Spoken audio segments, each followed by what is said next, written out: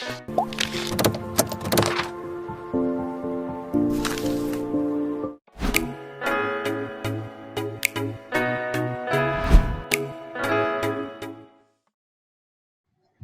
our first presenter would be Mr. Mahir Dayan, who is from Bangladesh. He is currently attached to Proga Bangladesh, and his topic is tobacco industry interference targeting educational institutions.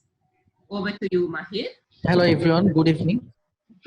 So I am Mahir from Bangladesh, and today I am going to present a case study which is not really exclusive to Bangladesh. It is about British American Tobacco's talent show called Battle of Mind, and which has recently become actually quite popular in Bangladesh. So first of all, I would like to introduce what actually is Battle of Minds. So Battle of Minds is actually a talent show, and British American Tobacco claims that it is their global internship competition. In the website, they present it in this way. And in 2016, Battle of Mind was conducted in at least 40 countries that we know so far. And through Battle of Minds, what British American Tobacco does is that it actually try to engage and promote and glorify its brand to the youth. By youth, I mean the recent graduate or final year students, or those who are about to enter the job field and looking for a hefty paying job. And if you go to YouTube and search Battle of Minds, you can see that there are a lot of promotional videos of Battle of Minds in countries like Bangladesh, Pakistan, Turkey, London, and so on. And if you see at least two or three videos, you can see that through Battle of Mind, BAT is actually trying to promote a same kind of visualization of their brand and same kind of narrative. And you can see that in most cases the video shows like almost the same things, like some sweaty rich guys playing tennis, solving puzzles, playing chess, or something like that. And this is their kind of success, their kind of glorification, and they want to define that this is what British American Tobacco is. And next, you can see that British Battle of Mind is actually has three levels. One is the first is the local level, which is in country between different universities, the competition. And then there are four regions. They divided the whole world in four regions: Asia Pacific, Europe and Northern Africa, America and Sub-Saharan Africa, and the US. And after these two levels, the competition goes global. I mean, the winners of the previous two levels, they compete in the British American Tobacco's headquarters in London.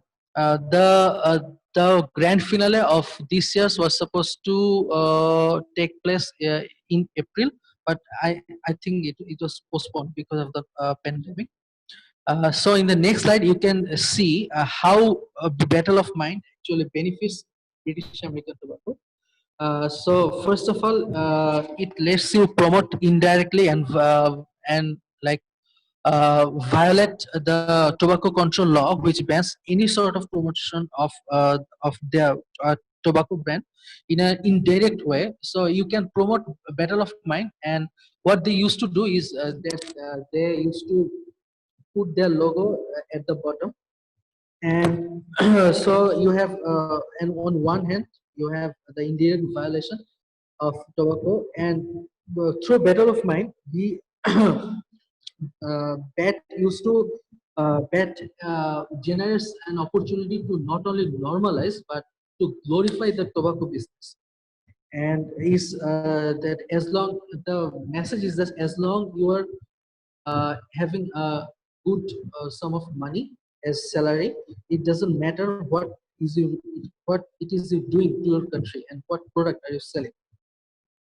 And you can also see that as in grooming sessions of Battle of Mind, a lot of British American tobacco high officials, they go to university campus, they motivate, they educate, and like they sort of mold their young minds and to the concept of they introduce the corporate culture in their own way to the university students, and you can see how they are like advertise the and get celebrity status.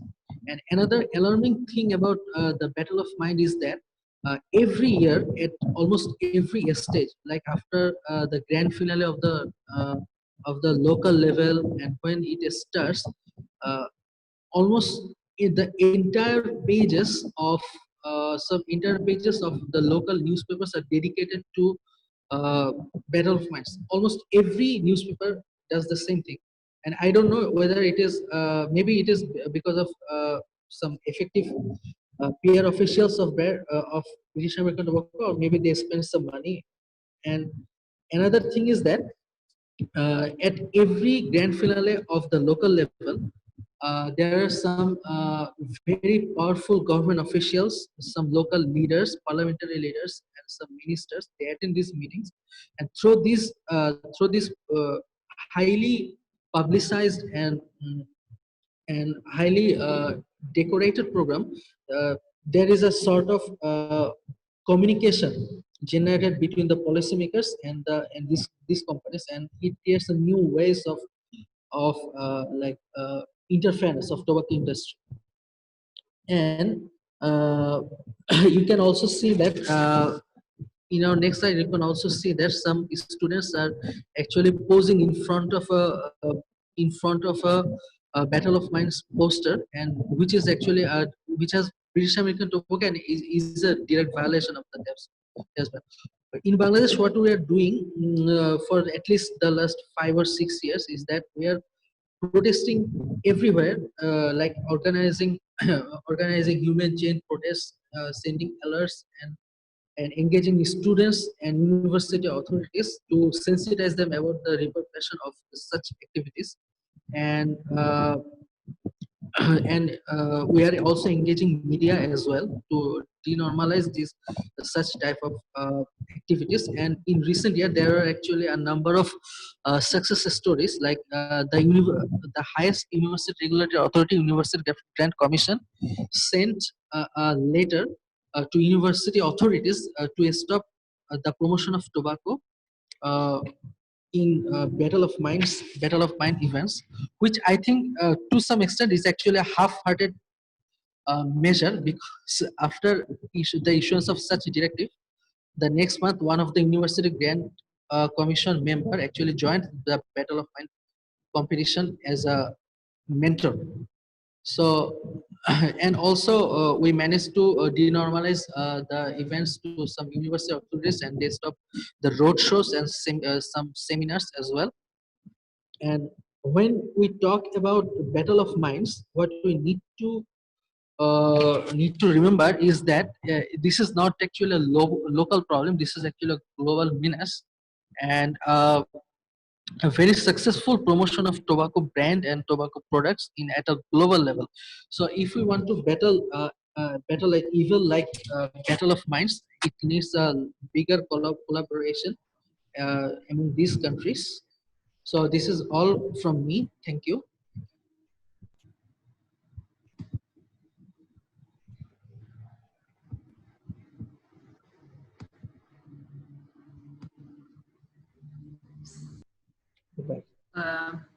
Thank you, Mahir. So if you have, we can allow one question each at the end of the presentation. So if anyone have a pressing question, you can chat, message it to us, or raise your hand. We can allow you to ask the question from the presenter.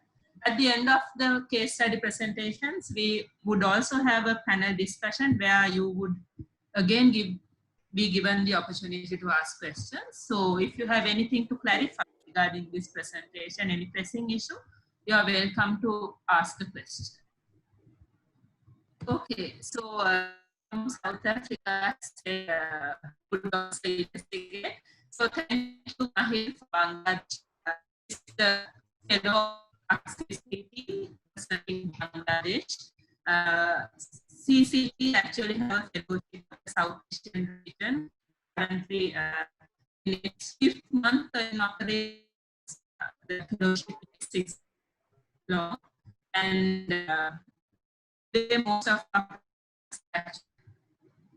the tobacco industry is continuously coming up with the single motive, that is to catch them young. They are basically trying to catch the children so that they can catch their prospective users at a very young age. I'll be discussing about the Conrad Challenge. Conrad Challenge is basically named after an astronaut, Pete Conrad. It's the competition that actually allows children between the age group of 13 to 18 years. The competition claims that it gives the chance to become an entrepreneur, to innovate and use science and technology to solve problems of global impact. In 2019 and 2020, the Conrad Challenge actually started having 2 categories which were actually sponsored by the Foundation for Smoke-Free World. That is actually a sponsorship by the Philip Morris International.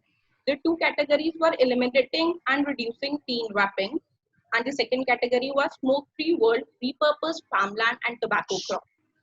The challenge, while during the challenge, the Philip Morris branding was visible everywhere. The foundation for, as you can see in the slide, the foundation for a smoke-free world catalog was available everywhere during, whether it was on the website or it was during the prize distribution ceremony of the competition. The jury members were basically the representatives from the foundation of smoke-free world. They closely interacted with the students during the competition and offered them career and counseling advices and even internships.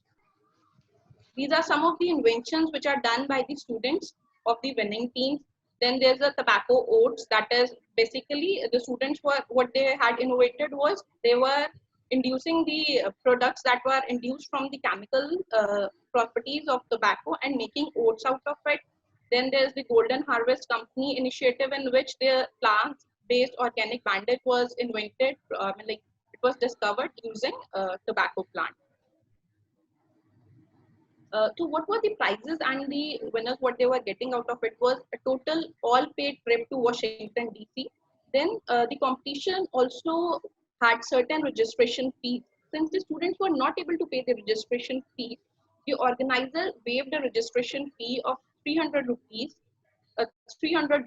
per student.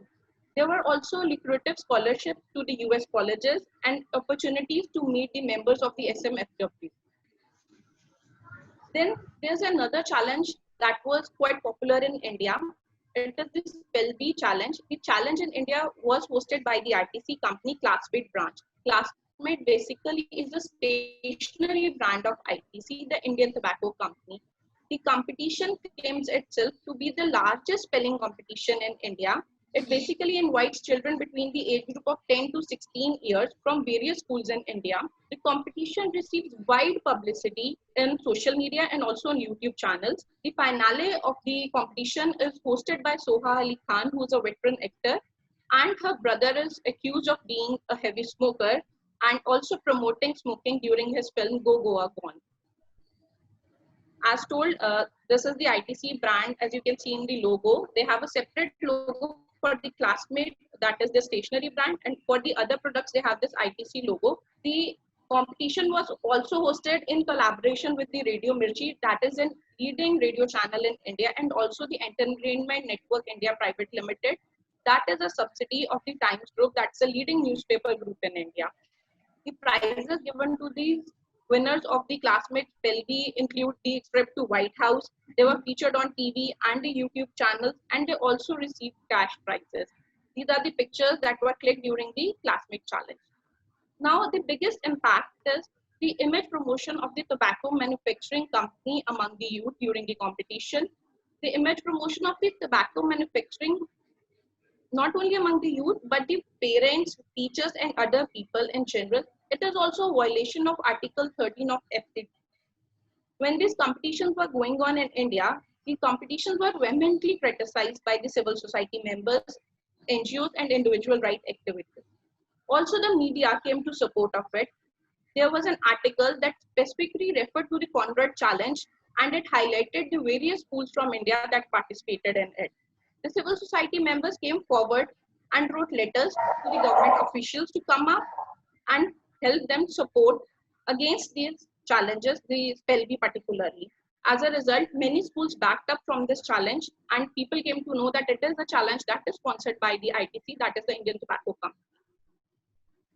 Yeah. I believe that together we can give our children a tobacco-free world. Initiatives by the NGOs, the civil society members, and the individual right activists can do a lot to stop these competitions. Thank you. Thank you very much for that very inspiring and enlightening presentation. We can again give an opportunity to one question from the audience.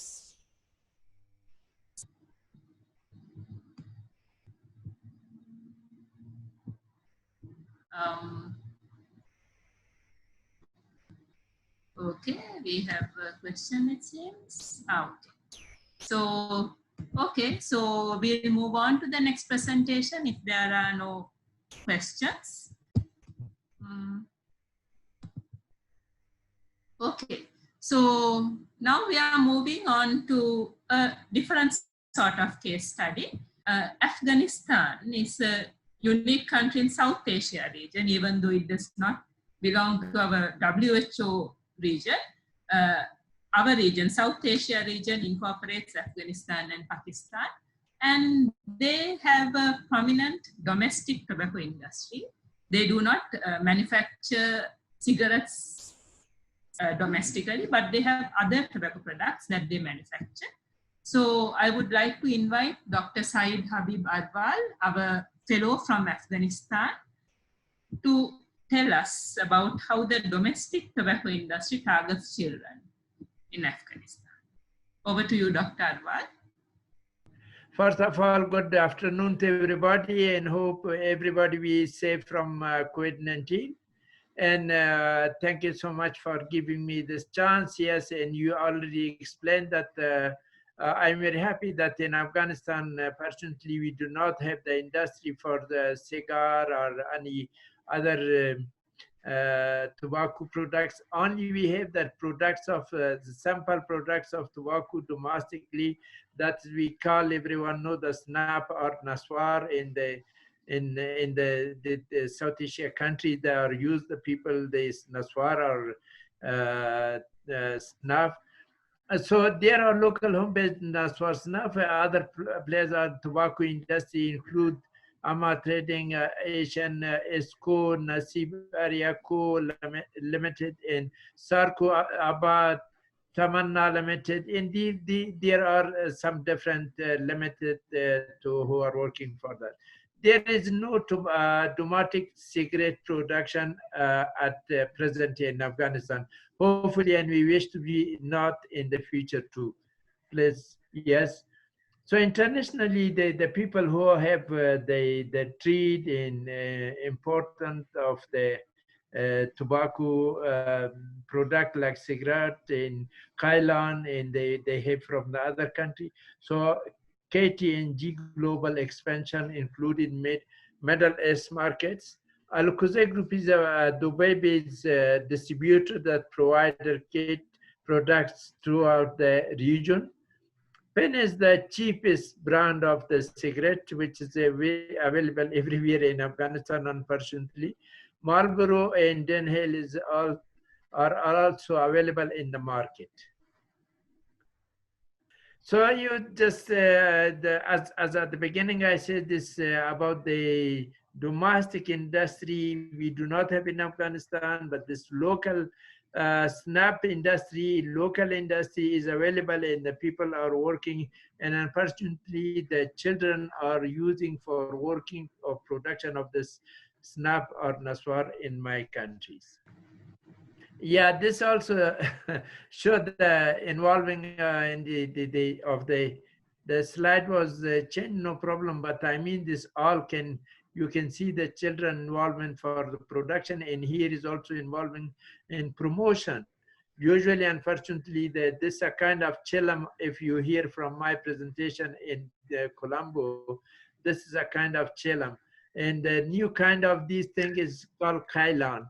In Afghanistan, unfortunately, the mafia have imported more of this kailan, and this is another issue for the tobacco. And you see this in some of the family, that even mothers or father, their children is second smoker, and sometimes they became the first smoker of the cigar in the area, in the home. Yes, this is also a kind of the production of the tobacco in Naswar. Even unfortunately, we do since 1-2 years we have important of Naswar from India also to Afghanistan. And it's a kind of, we are trying our best. We have a very good law in our country for no tobacco or control of tobacco. And these are the kind of, for the promotion of some shops. And fortunately, one thing I can tell you, in Afghanistan, we do not allow any type of the media today use for any announcement of about tobacco production, about the cigars. So this is completely banned in Afghanistan. In some of the poster and some of the things, they can use it in their shops. And this is unfortunately another change of the practice in the electronic cigarette, unfortunately, in our country for the young people. And this is also the mafia change after Kailan, this promoting people for this type of cigar, even by the name of, if you want to leave the cigar, you can use this e-cigar. This is another type of propaganda and promotion of the people and the young people in the country level. In this is very bad, as you know. This can be cause heart disease and other type of more than the cigar and other type of the tobacco production. This is the last slide. Manana, Tashakkur, thanks. And this is a kind of Kailan, which is unfortunately the restaurant and the hotel. They have a lot of brochures and something like announcing on in their restaurant to encourage the people. But we want to make it cross. This is not good to use. Thank you so much, and hopefully this was just hope to be interesting for the people, and have a good time and over. Thank you so much. Thank you very much, Dr. Arvas, for capturing the wide range of promotions. It's really interesting when you say that it ranges from the domestic industry to the very sophisticated multinational, the new products. So thank you very much. Any questions? So we can again accommodate one question if you have any pressing issue to be clarified.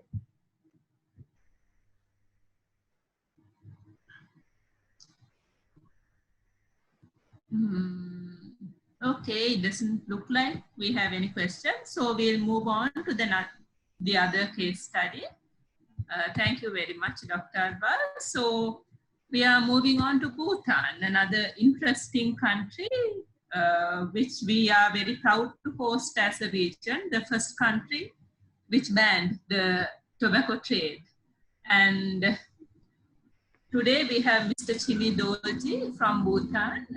He is a committee member of SARC CCT. He kindly agreed to replace Mr. Kunsang Namgyel, who is a fellow from Bhutan who can't present today because of a family emergency. Mr. Chimi. Good afternoon. It's a good evening now to all the members there. Nice to see you all again.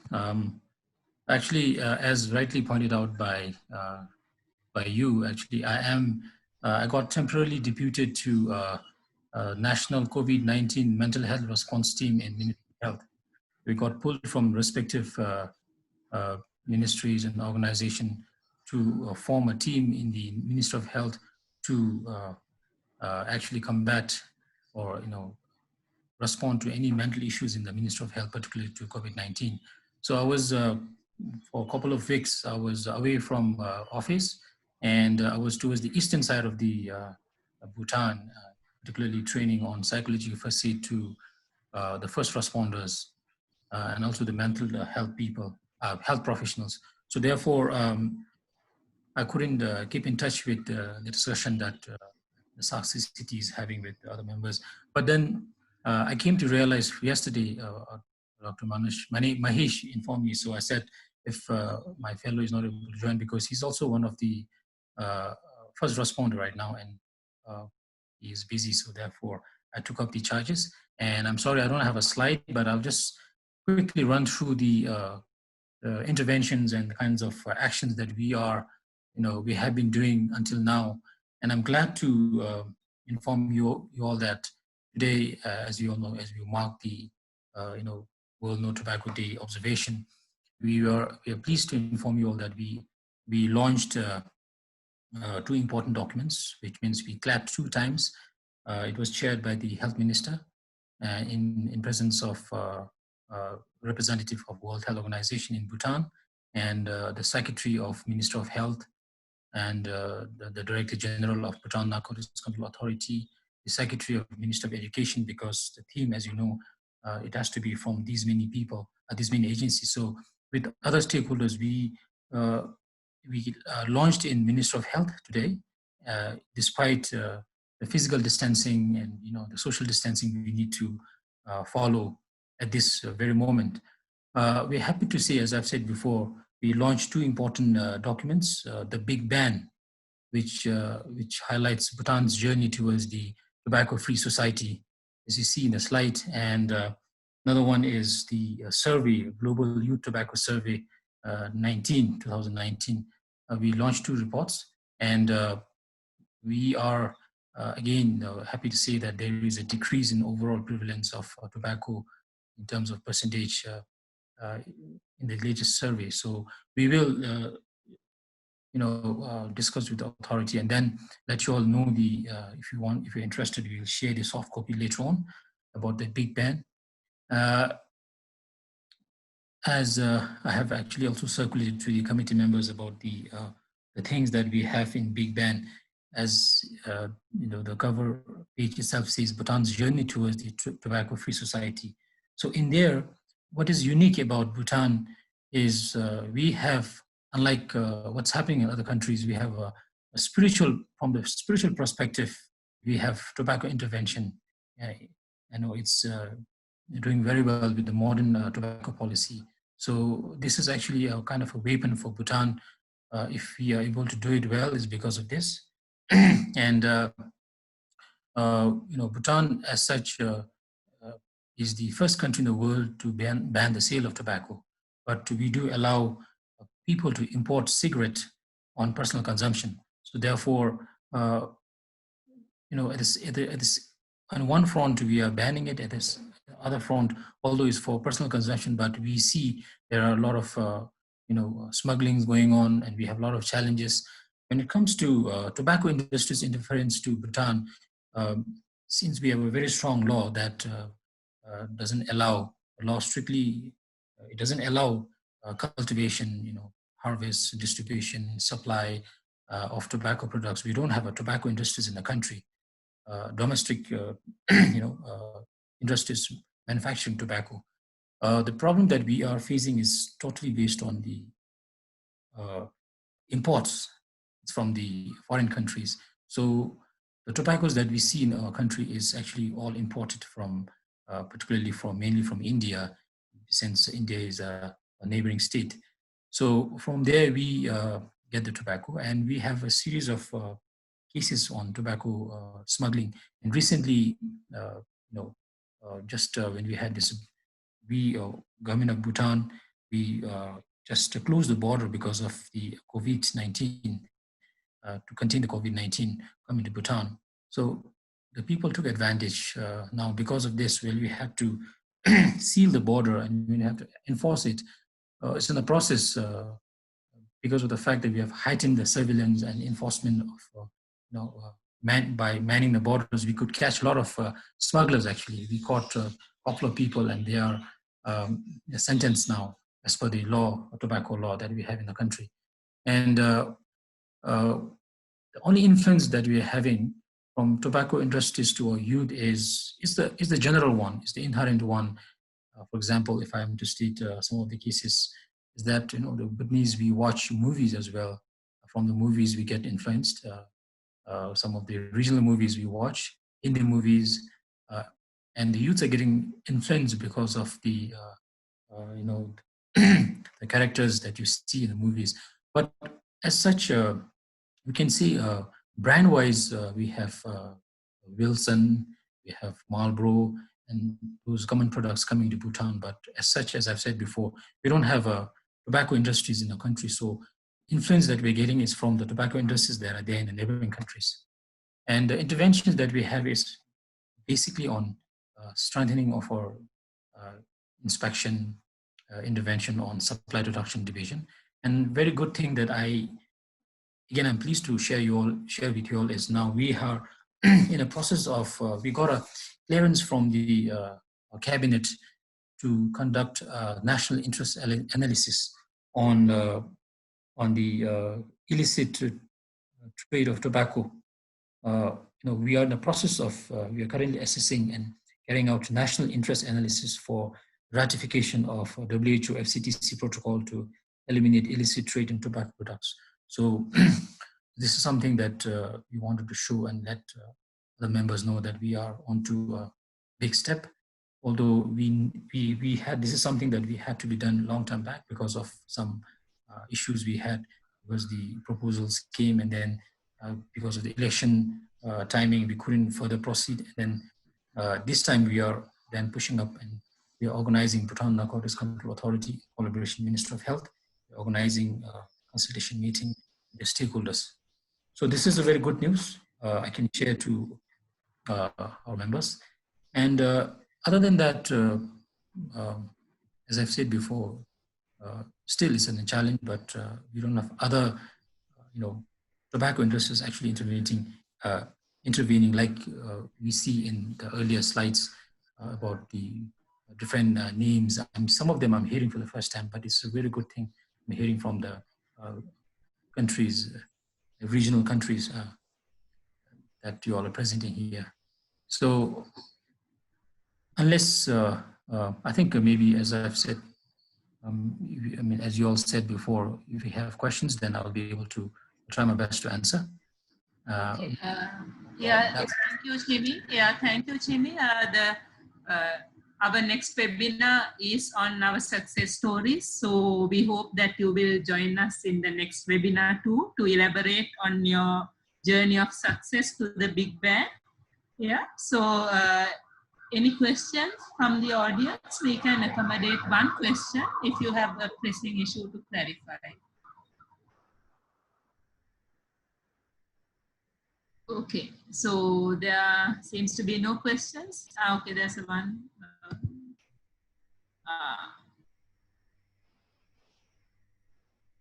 No, this is a question not to you, Jimmy. Yeah, so thank you very much. Okay, all right. Thank you. Please be with us till the end if possible. Yeah. Okay, thank you. So, okay, we'll move on to the next presentation. Next presentation is about the smokeless tobacco industry targeting youth. To be presented by Mr. Muhammad Faisal from Pakistan, again another SARC CCT fellow. Because of a personal issue, he can't be here today, so he has sent his presentation to be presented by Ms. Chintika Pereira, member of our CCT team. Chintika, over to you. Thank you, Dr. Manuja, for introduction. Good evening to all of you. I'm Chintika Pereira, Project Coordinator of Center for Combating Tobacco. I'm going to present how the smokeless tobacco industry targets youth in Pakistan. Smokeless tobacco is a type of tobacco consumed through mouth or nose without burning or smoking. The smokeless tobacco has become a burden to the country due to high affordability and high availability of products.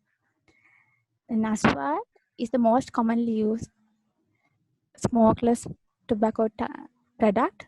As you see in Dr. Arwar's presentation, it's also available in Pakistan as well as Uzbekistan, Iran, and Afghanistan, and few more countries. Naswar, also called Nas and Naswe, it contains powdered tobacco, lime, ash, and indigo with flavoring agent. Naswar can be placed between lip and gum or between cheek and gum. As you can see, the affordability is really high due to the cheaper price. The sachet packet is only cost 10 rupees, around $0.06 US. In this photograph, you can see the Naswar is available. Availability of Naswar available at tobacco shops, almost all general shops, and even at the shoemakers. How the smokeless tobacco industry promote their products?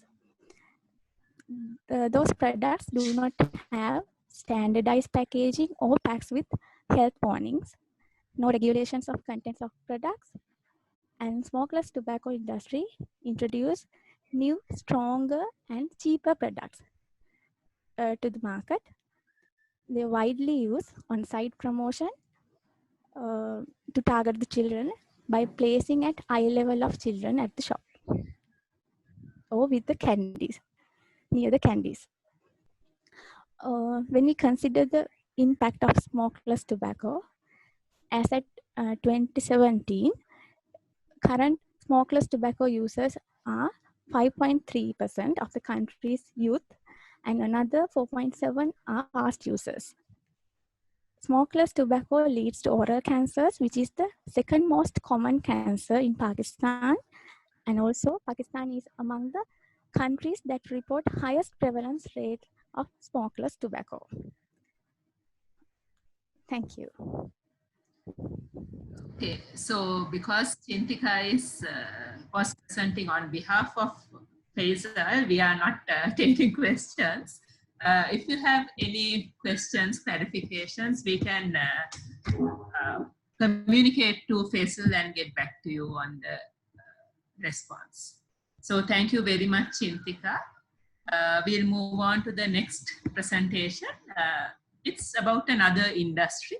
So we discussed smokeless tobacco industry, we discussed the domestic tobacco industries, and we discussed when there's no industry to intervene. So we have a new industry, Shisha industry, targeting youth in Maldives. I would like to cordially invite Ms. Fatma Tafa Adnan, currently affiliated to Cancer Society of Maldives, and who is the fellow of SARC CCT representing Maldives. Over to you, Afa. Thank you, Dr. Manuja. Okay.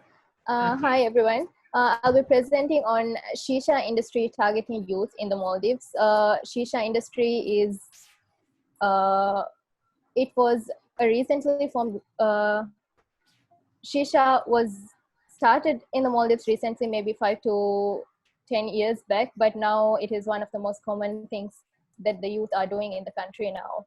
We have a lot of Shisha places that are together with restaurants and cafes. A lot of restaurants and cafes serve Shisha.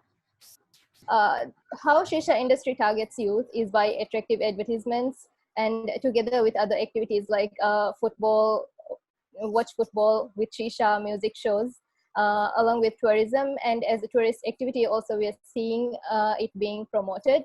The flavors are named with as fruits and desserts, and makes it seem like a healthy product, and they make it look like a cool thing to be doing. So we have the Tobacco I just want to talk about the Tobacco Control Act first.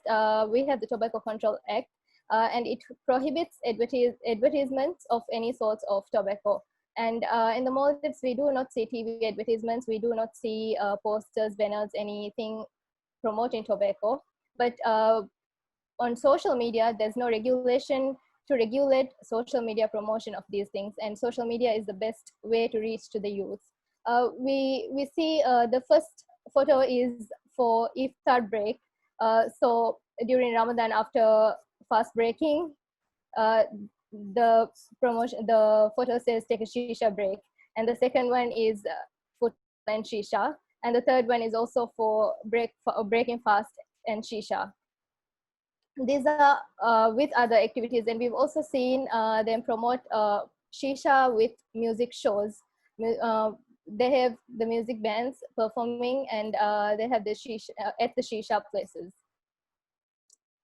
As a tourist activity, this has started quite recently, actually. The first one is also from a resort. It's a very nice picture, and there are two girls. And we also noticed that they're also targeting shisha more to females than males. And the second one is floating shisha on a coral garden. I don't think we would see this anywhere other than Maldives.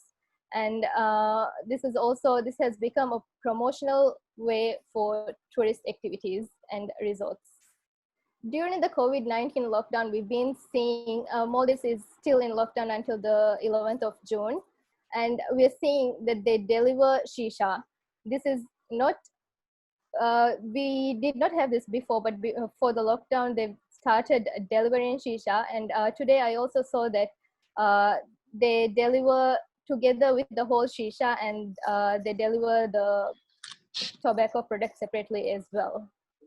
Shisha has become a culture here in the Maldives. A lot of restaurants and cafes are serving shisha. Shisha is being promoted as a tourist activity, and in the resorts and in the islands that have local tourism. Tobacco use has increased vastly over the last few years. Use of tobacco among females have also increased. We do not commonly see females smoking at cafes or restaurants, but we would see it smoking cigarettes at cafes or restaurants, but we would see very commonly females, males, young groups of friends sharing shisha at the restaurants. And I also want to add that there's no mechanism to check. We have the Tobacco Control Act prohibits serving tobacco to anyone under the age of 18, selling or serving. But at the shisha restaurants and cafes, they do not check the IDs. So even if they're 16 or 15-year-olds, we would not know that they're being served. And because of this, more young age groups are getting into the habit of shisha. This is a screenshot from the WHO report, country report. It shows that cigarette smoking females is 2.3, but tobacco smoking is 8.9. This could very much include shisha, and I think this is from 2009. This would be so much higher now, I think. It is our biggest problem is that we do not have a regulation to regulate the social media advertisements of shisha, and because of this, the youth are being targeted very easily. And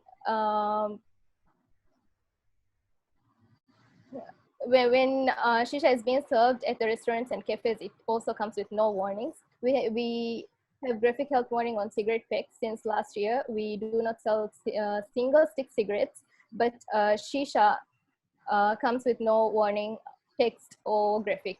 So that is also another issue that we face. I think this can be regulated through the Tobacco Control Act with other regulations. Thank you. Okay, thank you very much, Afa. If there are any clarifications to be made, we can give an opportunity for one. Okay.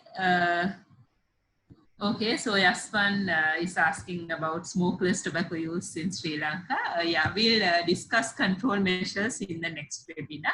Thank you. So we'll move on to our last two presentations, which are from Nepal and Sri Lanka. Those two case studies are discussing two other ways of promotion. One is corporate social investments, and the other is promotion via social media. So I would like to cordially invite Mr. Bisha Kafle, who is the Secretary of the Health Journalist Forum of Nepal and who is the Fellow of SARC CCT representing Nepal. Over to you, Bisha, to talk about CSR activities targeting kids and youth. Namaste, everybody. In Nepal, there is a big company, Surya Nepal. Yeah. And it is the major selling tobacco country of Nepal, and there are other tobacco industries also, but the main product and the market is covered by Surya Nepal. Then it is manipulating the youth in Nepal to buy the different kinds of social responsibility, social corporate responsibility. And at first, I want to go to the situation of youth, smokers of youth of Nepal, tobacco usage of youth in Nepal. More than 2.8 million adults are smoker. Among them, 28% men and 7.5% are women, and 18.3% of adults are use smokeless tobacco. Among them, 33.3% are men and 4.9% are women, and 20.9% of adults were exposed to tobacco advertisement and promoting in any form of media, and 11.2% of adults noticed on site promoting of cigarette in sales outlet. And how the Surya Nepal manipulating youth, we can see Surya Nepal have different kinds of product, other kind of products also, and they use same kinds of logo. Then Surya Nepal is the joint owned by ITC Limited India and British American Tobacco Company, and it conducts the different CRS program targeting the youth. And we can see 4 different CRS program of Surya Nepal, but the logo is same, which is used in cigarettes also. Then the first one is Khel Pariyatan, it means sports tourism, and the second one is Prakriti, nature. The third one is Swasthya, health, and the fourth one is Asa, hope. And yes, next. Then it is the Surya Nepal Asa program, which is targeted by young women. It is, you can see the picture we have behind. There are so many women, and every year more than 3,000 young women, young girls involved in this program. It's Surya Nepal Khel Pariyatan, it means sports tourism, and it is the biggest tournament of Surya Nepal, golf tournament of Nepal. And in this tournament, every who involved and who wants to, who goes for watch, he have to wear jacket and cap. Here is the logo of Surya Nepal. Then it is the trick to publicity of the cigarettes, and it is the nature, Surya Nepal nature, Prakriti. Then in this event, they used different. They used their logo and do the different things. For example, last year they plant more than 1,000 trees in a city, and after planting that cities, they covered and put their logos in there. And the next one, they make a school in near the Pokhara Valley. No, and they involve school children, and they were with the cap with the logo of Surya Nepal. And the next one is Surya Nepal Swasthya Health, and in this event they used to provide the primary health care who are in low income group people. Then they says they are doing the health camps, hygiene, family planning program who are affected by HIV/AIDS, and they told that women and children, they cares women and children health care. But when they goes for these events, they put the cap, and in cap there is the logo of Surya Nepal, and they bring the other materials also where is the logo of the Surya Nepal's, included the logo of Surya Nepal's banner.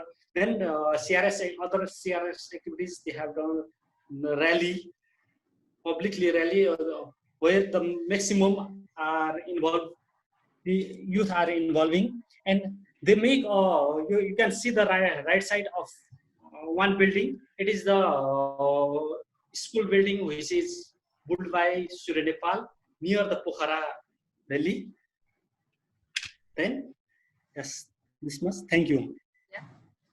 Okay, thank you very much, Bisha, for highlighting this wide range of CSI activities that incorporate women, children, youth, sportsmen and women, and especially young women. It's really interesting to see this wide range of CSIs happening.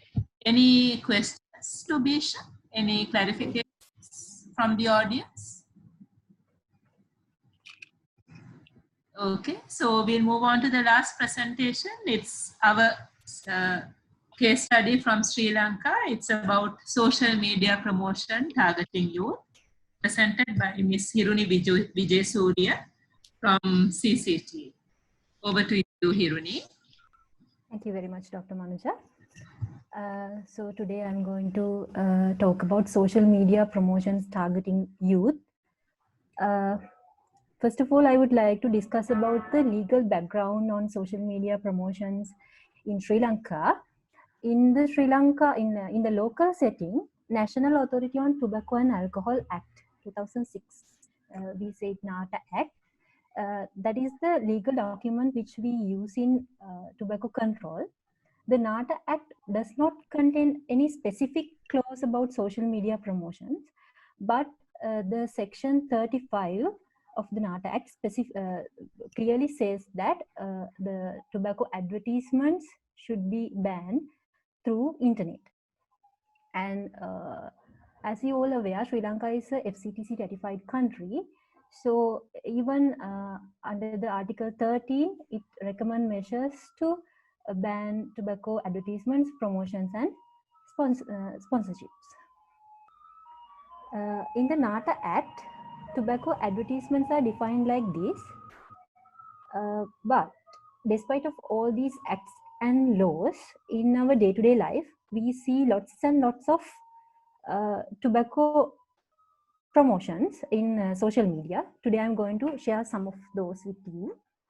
If you can see these snapshots, they were taken from one of the Facebook groups created during the COVID-19 curfew season. The name of the group is, in local language, Sikarat Natuwa Velinnange Sangame. The meaning of that is the group of people who desperately suffer with no cigarettes due to the curfew season. These snapshots I have taken from one of the Instagram pages maintained by a very popular character in Sri Lanka.